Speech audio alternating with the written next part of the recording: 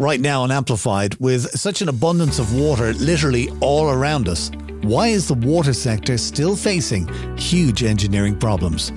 You know, it is something that requires a significant level of investment to ensure that that is provided at a certain standard, and a lot of governments aren't allocating enough for that. Hi there, my name is Dusty Rhodes and you're welcome to Amplified, the Engineers Journal podcast. Today we're looking at the key water sector of engineering, which faces all kinds of challenges, from inefficient, leaky infrastructure to an urgent focus on sustainability, thanks to the rapidly changing climate around us. Our guest has been a leader in this area for 25 years since founding his company in Loughrea in Galway, which has been a huge success, not only just here in Ireland, but across Europe and the USA as well. It's a pleasure to welcome and hopefully learn from the Group MD of Glanua, Karl Zimmerer. How are you doing, Karl? I'm great, Dusty. Thanks very much for having me. So listen, tell me, I'm sure you've heard of Michael Burry, the man who famously predicted the 2008 crash. He said after that, he said, right, do you know what I'm going to invest in next is water. He said water will become the most valuable resource on the planet. Would you agree? Absolutely. I think the changing regulations around the standards of particularly drinking water that we have to provide to the populations and society in general is an ever-changing challenge for us. I think the discharges of wastewater to the environment, whether it's the sea to receiving rivers and lakes, is an ongoing challenge and continually evolving. So we're lucky we have an abundance of both here in Ireland, but there are certainly other parts of the world where water recycling, water reuse are absolutely going to be essential to meet the needs of future society and future generations. Do you think water will ever become a commodity like gold is? It is a very expensive commodity. It is a very expensive resource that is absolutely essential to life. And we've had huge debates in Ireland about that over the last 10 years to 20 years. It takes a lot of investment to maintain an asset that can adequately abstract water from whatever source, treat it to the correct standards, manage the networks, distribute it to people's taps, collect their wastewater, convey that wastewater to treatment plants, and safely discharge that to the environment where there is no adverse effects. That is a pretty significant cost of providing that essential, critical resource for life. But, you know, a lot of other countries value that an awful lot more. We fund it in Ireland directly out of Central Exchequer funds. The water utility model there are loads of versions of it throughout the world. The UK is not probably best placed to use as a reference at the moment, but right. Certainly, you know, it is something that requires a significant level of investment to ensure that is provided at a certain standard, and a lot of governments aren't allocating enough for that. And it's not exactly like it's something that we can live without. Listen, you've been working in this area for a long time, and with Glanua as well. Tell me a little bit about the quick history of the company. It's my own career. When I qualified in the mid-90s, back in that time, there wasn't a huge amount of work around. I worked for 6 months for free. My first project was setting out the bottom half of the M50 for land acquisition and routing, and then progressed into civil engineering. My background is structural engineering. How did I get involved in water services? I built a lot of the structures and infrastructure around that. In the 90s and noughties, in the early noughties, a lot of the water services projects that were procured based on the specialist disciplines. So the civil engineering contractor was appointed first. The process and MICA, mechanical, electrical, instrumentation control contractor or consultant was a separate appointment to go and deliver whether a water or wastewater treatment plant or pipeline project. In the late 90s and early noughties, the concept of design, build and operate and maintain came into Ireland, driven very much by the significant infrastructure and asset deficit we had. The government realised that they had to bring in contractors who had the design, build and operate and maintain experience, because we were bringing in huge new technologies and new systems and processes that were required across the country. So that model of design, build, operate and maintain was introduced, and there was very few contractors, engineering consultants and contractors who had the ability to be able to do the whole range of services around delivering of that design build. So I was initially involved in an organization that targeted specifically the design, build, operate and maintain market to provide a one-stop shop contracting entity which had the engineering ability to take raw water abstraction through to treatment, storage, distribution, network management, and similarly on the wastewater, collecting all the sewage, conveying it to wastewater treatment plants, and then safely treating it and discharging it out. So it was driven very much by a need in the industry. And subsequently, when I created Glanua in 2007, it was to focus in on the engineering solutions around that whole water cycle. So from the raw water abstraction all the way out to the effluent. And there was a very big need for it at the time. And so we've gone from strength to strength. It's been rebranded in the last couple of years to Glanua, focus on that whole industrial and municipal water sector. When you look back on everything that you've achieved to date, and you've plenty more to go, which particular projects that you were involved in kind of stand out in your mind? I look back over my career, and there's been significant project milestones that ultimately led to it, whether it be the rural water sector and the DBO bundles, which those water treatment plants, Dusty, had significant challenges in the country, and for Ireland Inc. as well, where there was a huge range of raw water sources that required process engineering to be adapted to cater for those specific requirements. The rural water sector is a phenomenal part of the country where this group scheme sector provide huge portions of the country with treated water historically, but subsequently as we progressed into Glanua since 2007, again is identifying some of those range of services that can really meet the needs of society, and we've undertaken quite a lot of bundled regional water treatment plants, so a number of water treatment plants within one contract for whole counties where we would upgrade the assets, and the challenges around that and dealing with the local authority, but from the process engineering, the hydraulic, the mechanical, electrical, instrumentation, control and automation, that experience, which in Ireland, we've a unique set of challenges. We've a lot of groundwater, our surface water. We've karst limestone regions, which on the west coast of Ireland, where a lot of that surface water infiltrates into pristine groundwater, which makes the water very difficult to treat because it varies quite substantially. Okay. That led to, as the business grew, we expanded into the UK, but we had a very unique project that all of that competency set led us to a position where we were had a requirement to upgrade two very large water treatment plants on the northwest of London, where they had pristine aquifer sources that had very little treatment requirement.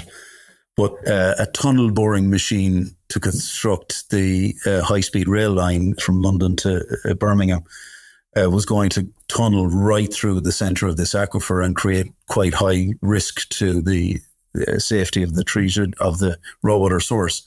But based on our experience of the west of Ireland, karst limestone, and understanding the range of impacts that can happen to groundwater sources arising out of pollutants, which would be the bentonite slurry associated with tunnel boring machines, but also surface water infiltration. Yeah. Allowed our engineering team come up with the absolute fit-for-purpose solution to provide an upgrade to those treatment plants to ensure that there was safe water provided for the customers of that water company.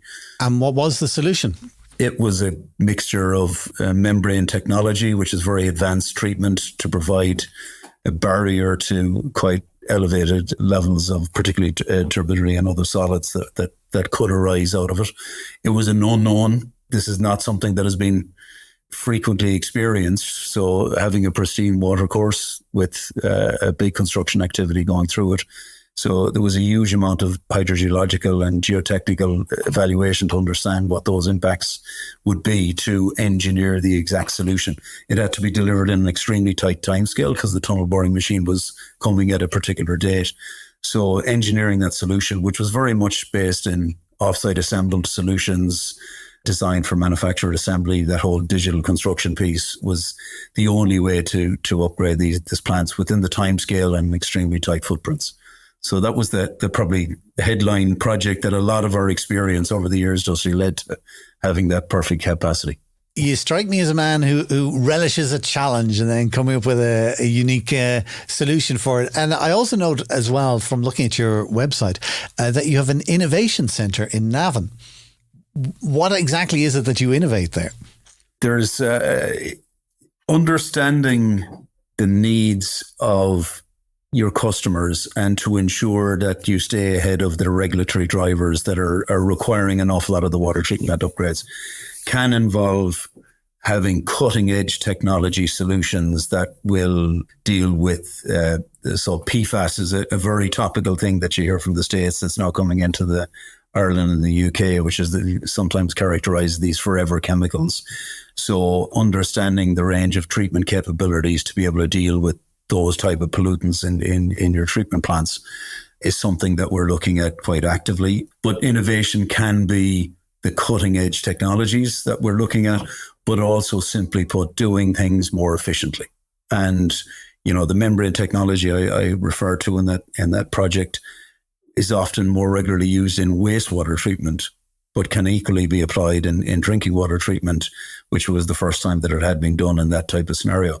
So innovation is something that we feel very, very passionate about, because innovation can be how you dig the hole, how you construct the tank. It can be about the technology, the pump system, the motor that drives the pump, what efficiency set point, and understanding what the needs are for your customers. One thing that's quite topical, Dusty, at the moment around the whole sustainability side is we have prepared, we've upgraded a wastewater treatment plant for a small town in the southwest of the country. And we have a full compliant, very, very efficient wastewater treatment plant. And we have presented its exact replica of that same wastewater treatment plant achieving the net zero outcomes. Now, the challenge for us as an engineering solutions provider, but also our client, is that plant will cost X and it will deliver it. That net zero carbon solution will cost X multiplied by 3. So we have this constant challenge around that innovation piece, as well as understanding where we're going as an industry. Do we want the net zero carbon today? Because if we do, it's going to cost an awful lot more than what the current regulatory drivers require for that particular asset right now. So how do you strike that balance then between cost and thinking of the future and making that investment now? Well, we've engaged quite a lot with the water utilities and the water companies in the UK, and that's very topical at the moment around their funding challenges and Ofwat agreeing at certain rates they can charge the customers, and whether that allows them fund adequately their investment is offset against A, what the regulator wants them to achieve, but B, they're all committed to achieving net zero goals, as is Loughrea in Ireland, and doing some phenomenal pieces of engineering, but that costs a huge amount to do. All of the water companies in Loughrea is probably doing some of the best work of what we're experiencing right now, need to invest to get their assets up to a particular standard.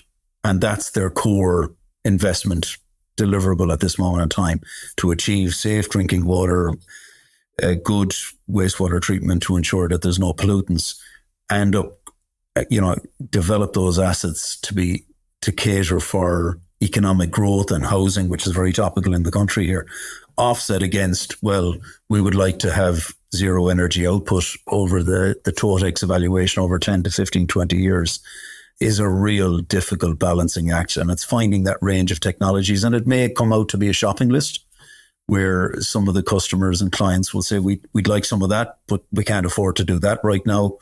So it's identifying the right solutions and technologies for the right location. whether it's a very, very large wastewater treatment plant for 3 million population equivalent in London, or it's a small 500p village in southwest of Kerry. It's a very difficult challenge and balancing act for those customers and the regulators. You mentioned that we're doing quite well in Ireland in relation to water. Why do you think we are managing it so well here?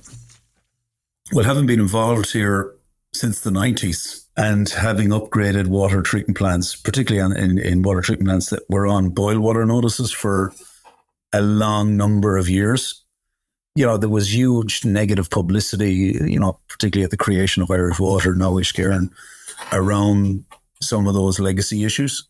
You don't hear that much anymore. The work that they've done in removing a lot of those risks has been phenomenal. They've done national disinfection programs to ensure that all of the water producing assets have sufficient disinfection to ensure that the water is safe to drink as it goes out into distribution. There's always going to be challenges. There's always going to be unique circumstances around aging assets that require interventions to ensure that the water is kept safe and clean. But when you look at where they started from, which was suffering from 20 to 30 to 40 years of underinvestment, that money came from the central exchequer funding. So there was housing, there was health, there was schools. We're all competing for that central pot of money. And coming up to an election, Dusty, nobody cuts a ribbon over a manhole. It was a very good phrase I heard recently. So in the context of what they've achieved and what they've done, have they leaks? Absolutely. But they've reduced leaks substantially within areas. And they're dealing with Victoria-era pipelines, which is the exact same as they've done and spent billions in London and Birmingham and Manchester replacing. And we're still in catch-up mode. But they've done some really good work, which is often missed because it's the bad news stories we report on quite a lot more than an awful lot of the good news stories. Well, it's good to hear somebody speaking positively about it. Where do you think we are at balancing supply of water along with sanitation and then, of course, keeping sustainability in mind? Well, we're currently working on two of the largest, working on upgrades on two of the largest water treatment plants in the Dublin region on behalf of Uisciúin, and really doing some really great upgrade works. When you are at the coalface of working on a day-to-day basis with the people who manage the water supply into Dublin, you are in awe of the work they do. It is in such a fine balance of the available water supply from predominantly the Liffey into Dublin compared to the demand that goes out. And all you need is one or two shock events, which could be a drought where everybody leaves their garden hoses on, and the demand goes through the roof. So balancing, finding at a macro level the right solutions, like bringing water from Shannon. They have Ireland Inc. have no choice. We have absolutely no choice. We will run out of water as growth continues in the Dublin region if they do not continue to invest. Yes, they can continue investing and avoiding leaks, but that is absolutely essential. So in terms of that supply and demand issue, particularly within the Dublin region, it's absolutely essential. It's on a knife edge, and there's some phenomenal work going on to ensure that it's continued. But we will see more hose pipe bans and things like that into the future, which is commonplace in parts of London and the UK now. If things are that tight, then, kind of integrating sustainability principles must be hugely important to your projects. How do you do that? Well, it's ensuring that we have, one of the projects that we're doing quite a lot now, both in the UK and a number of projects in Ireland, is just capturing things like the carbon footprint of a specific asset, whether it's a product or a material or anything like that. And it's mapping out, is that the most efficient overall carbon footprint solution? But the headline sustainability things is making existing assets last longer and deliver more efficiently.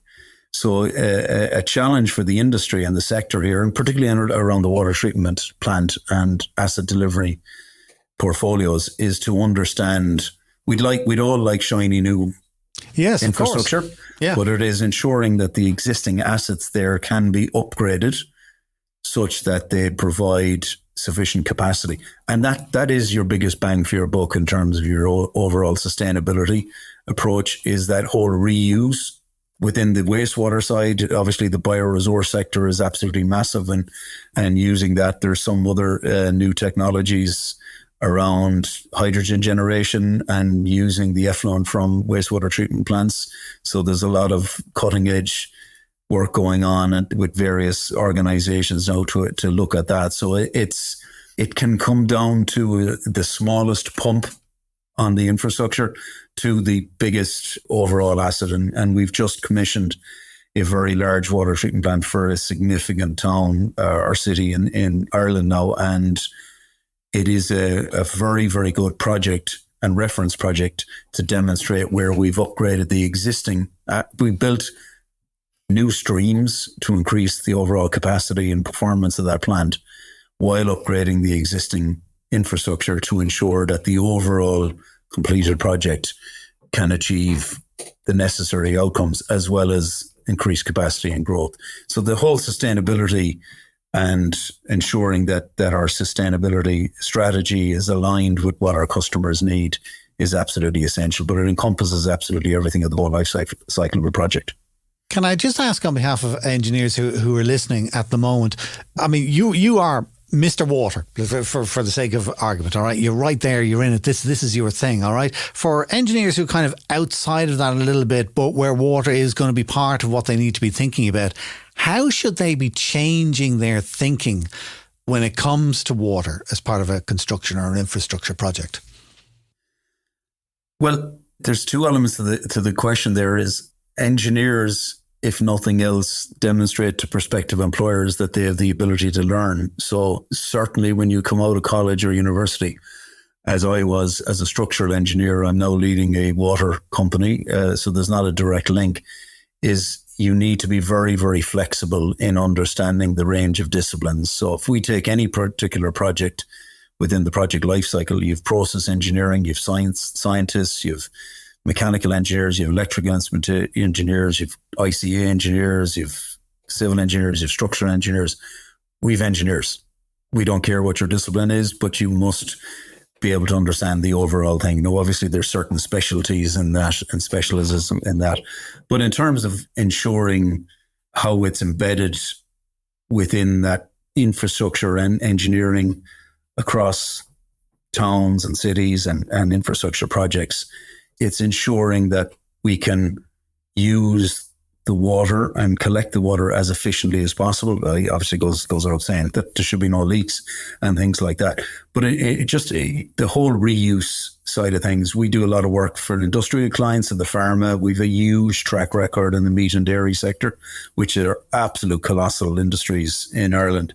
And a lot of those companies are now putting in full water reuse solutions in place because the water demand is absolutely colossal. We looked at the biggest water users, or some of the biggest water users in the UK, of which, strangely enough, as once you sit down and look at these things, the automobile sector, in terms of washing vehicles in factories and that whole industry, is absolutely colossal. So they're desperately looking at means of treating their effluent, but reusing it within the main process for engineering their cars and cleaning the cars and whatever else they use it specifically for. But it applies to every sector and every industry. So if you have that, all of a sudden, water is a big part of a project that you have to handle and you need to learn more. Where do you go and learn these things? What's your own thing? When you're given a challenge, you go, I'm not the world expert. Now, obviously, you don't tell people you're not the world expert. The answer is always yes. And then you go off and you go, oh, crikey. What do you do? What do you do to go and make these things happen?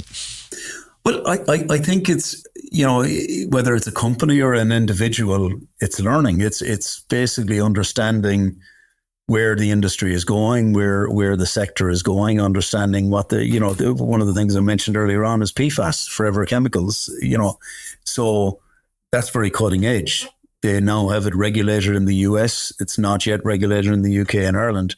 It's understanding, so the process engineering solutions around that are not proven yet.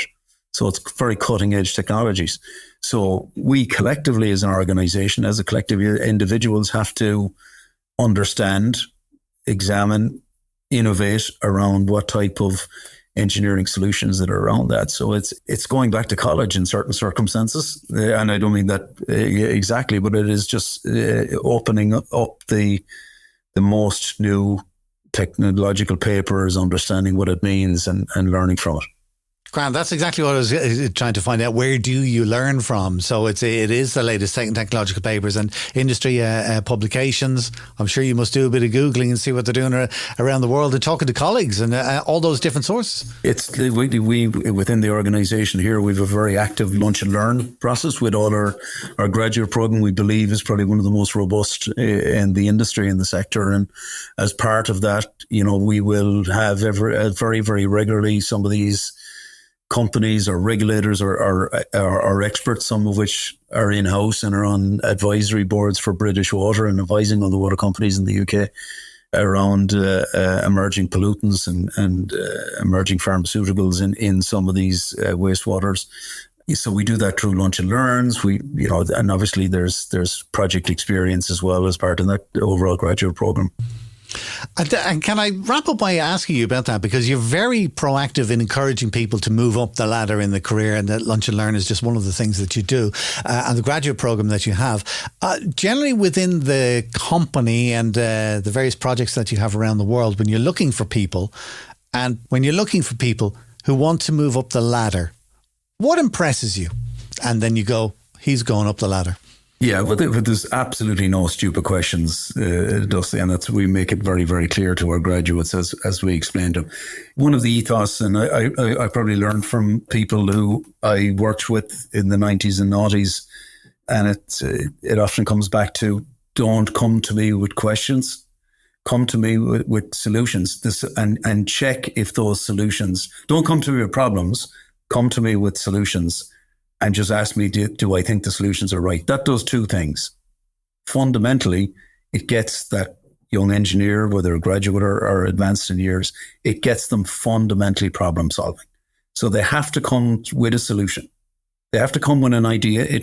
The idea might be lunacy and it might be stupid, but that's the learning. It's better to come with an idea up front so that it embeds that problem solving nature within their career development and their thought. And second of all, it allows me an awful lot more time to be just advising them on what their solution is rather than having to solve the problem for them. But it's a very, very important trait. And those young career-minded people who want to progress, you will find do that far more often. And some of our absolute best developing people within the industry or within our business are people that mightn't have the traditional disciplines or the top of the class results. It is that practical approach, whether it can be very design oriented, academic or otherwise, but that practical minded problem solving ability to be able to bring real and viable solutions to the challenges that we encounter every single day across every day. And some of the challenges we're dealing with now within our organization are, once in a lifetime engineering problems in replacing a massive pump station, Victorian era pump station in London without damaging that building, which is a listed building. It's colossal challenges that we encountered every day, but it's that attitude of this is what's in front of me. I need to go and deliver it. There's problems. This is how I think I'm going to solve these problems. And 2-3 years into it, that engineer, whatever qualification they have, they are phenomenally advanced and positive for our organisation. Right. So don't be shy, speak up and offer solutions. That's what gets the attention and gets you up the ladder. And I have to say, Karl, a lot of the projects that you are working on with Glanua sound absolutely fascinating. If you want to find out more about them or about Karl or any of the topics that we spoke about today, you'll find notes and link details in the description area of this podcast. But for now, Karl Zimmerer, Group MD of Glanua, thank you very much for joining us. Thank you, Dusty. If you enjoyed our podcast today, do share with a friend in the business. Just tell them to search for Engineers Ireland in their podcast player. The podcast is produced by dustpod.io for Engineers Ireland. For advanced episodes, more information on engineering across Ireland or career development opportunities, there are libraries of information on the website at engineersireland.ie. Until next time, from myself, Dusty Rhodes, thank you so much for listening.